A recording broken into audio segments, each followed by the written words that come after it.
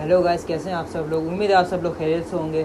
UFC 281 में 13 नवंबर को एक मेन इवेंट होने वाला है, जिसकी आज हम बात करने वाले हैं। Israel Adesanya versus Alex Pereira.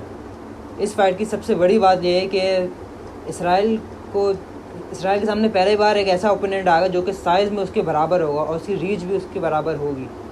और इससे पहले हमने जितनी भी फाइटें देखी इसराइल की, उनके ओपोनेंट हमेशा उनसे रीच में कम होते हैं और साइज़ में भी कम होते हैं, जिसका इसराइल बहुत ज़्यादा फ़ायदा उठाता है।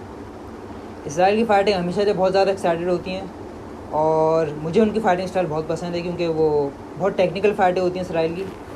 और लोगों का कहना है कि आजकल लोग कमेंट्स कर रहे हैं इसराइल के ऊपर कि उनकी फ़ाइटें बहुत बोरिंग होने लग गई हैं, लेकिन मुझे नहीं लगता कि वो बोरिंग होती, क्योंकि उनका फ़ाइटिंग स्टाइल ही ऐसा है। वो डिफेंस पे रहते हैं और अपने रीच का भरपूर इस्तेमाल करते हुए वो फ़ाइट जीत जाते हैं, जो कि उनके लिए मेरे ख्याल से अपना वो सही है उनके लिए, अगर वो फ़ायदा उठा रहे हैं अपनी रीच का। और देखा जाए तो जितने भी टेक्निकल फाइटर होते हैं ना, उनके साथ ये एक मसला रहता है।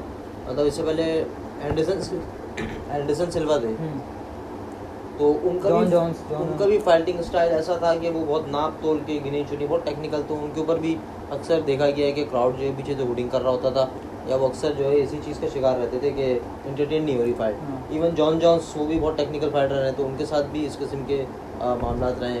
और डिमिट्रियस जॉनसन की फाइटिंग भी जो है इसीलिए थोड़ी सी बोर लगती थी। तो इजराइल का भी ऐसा ही कुछ मामला है, लेकिन इनके साथ जो इनके ओपोनेंट हैं वो इनके बिल्कुल समझने एकदम बिल्कुल बरक्स हैं। तो मेरा नहीं ख्याल कि ये फाइट कोई बोरिंग की तरफ जाएगी, और बोरिंग तो ये बिल्कुल नहीं होने वाली फाइट, क्योंकि जैसा कि हम लोग जानते हैं इसराइल आज तक कभी नॉकआउट तो हुए नहीं है, लेकिन जो एलेक्स पेरेरा है उन्होंने इसराइल को नॉकआउट किया हुआ है किक बॉक्सिंग मैच में।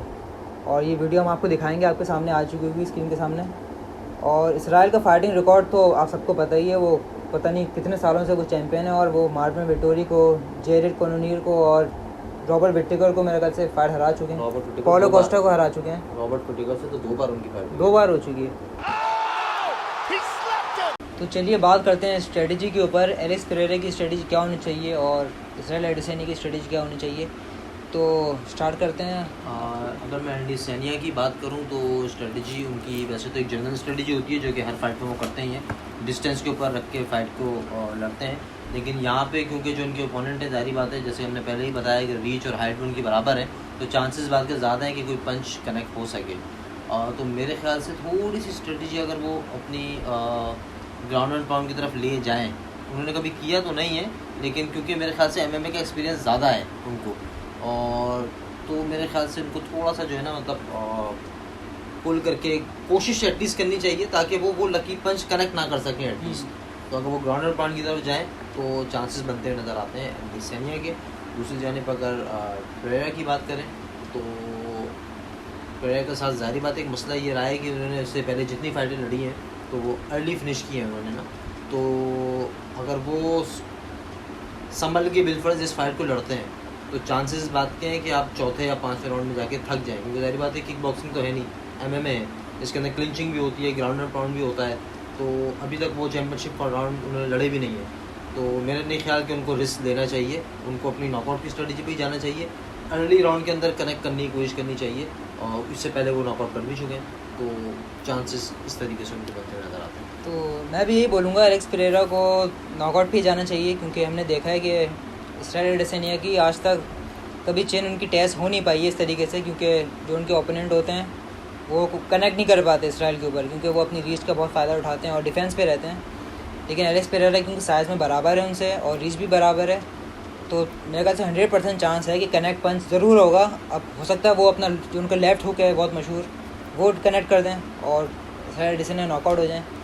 तो ये एक डिसएडवांटेज है इस फाइट में एडेसेनिया के पास, और ये पॉजिटिव चीज़ है इसराइल पेरेरा के लिए कि उनकी रीच बराबर है, तो वो कनेक्ट कर सकते हैं। और जहाँ तक एडेसेनिया की बात है, तो उनको स्ट्रेटजी यही होगी कि पंच ना खाएं, और मतलब पॉइंट जिस तरह वो जीतते हैं डिस्टेंस पे रहते हुए अपनी रीच का फ़ायदा नहीं उठा पाएंगे, लेकिन उनको मैनेज करना पड़ेगा और डिस्टेंस के ऊपर ये फाइट लेके जानी पड़ेगी। क्योंकि अगर वो ब्रॉल करते हैं और पंचिंग करने की कोशिश करते हैं तो मेरे ख्याल से चांस ज़्यादा है, क्योंकि उनकी पावर ज़्यादा है एलेक्स पेरेरा की। ये तो उनकी स्ट्रेटजी रही है ना, अगर उन्होंने फाइट जीतनी है तो क्या करना चाहिए, उस पर क्या करेंगे? मेरे ख्याल से वही करना चाहिए कि वो डिफेंस भी रहें और पॉइंट से जीतने की कोशिश करें। अगर वो ब्रॉल करने की कोशिश करते हैं, मतलब रॉबर्ट विटेकर को उन्होंने कनेक्ट कर दिया था क्योंकि विटेकर की रीच कम थी, पॉलो कोस्टा को भी कनेक्ट कर दिया था, रीच कम थी। यहाँ पर वो चांस नहीं होगा इसराइल के पास, क्योंकि 50-50 चांस होगा। अगर वो कनेक्ट करना चाहते हैं तो उनको कनेक्ट हो भी सकता है। मेरे ख्याल से ये फाइट उनको डिफेंस पे लड़नी चाहिए और रीच का इस्तेमाल करना चाहिए। तो प्रोडिक्शन आप किस तरीके से देख रहे हैं? पेरेरा को Prediction- चिपका नजर आ रहा है या वैसे तो फ़ैन फेवरेट तो ऑफ कोर्स इसराइल एडेसनिया है और बैटिंग में भी फेवरेट हैं इस फाइट के, लेकिन मैं पर्सनली मुझे लग रहा है कि एलेक्स पेरेरा सरप्राइज़ करने वाले हैं इस फाइट में और वो नॉकआउट कर देंगे एडेसनिया को। मेरा ख्याल है कि कुछ सरप्राइज़ नहीं होने वाला। जिस तरीके से एडेसनिया अपनी फाइट जीतते हैं, यूजली जिस तरीके से जीतते हैं और डिसीजन के थ्रू, उसी तरीके से डिसीजन के थ्रू एडेसनिया ये फाइट जीतने वाला है। तो गाइस शेयर हमारे चैनल को लाइक करें, शेयर करें और सब्सक्राइब करें। अपना बहुत बहुत ख्याल रखिएगा।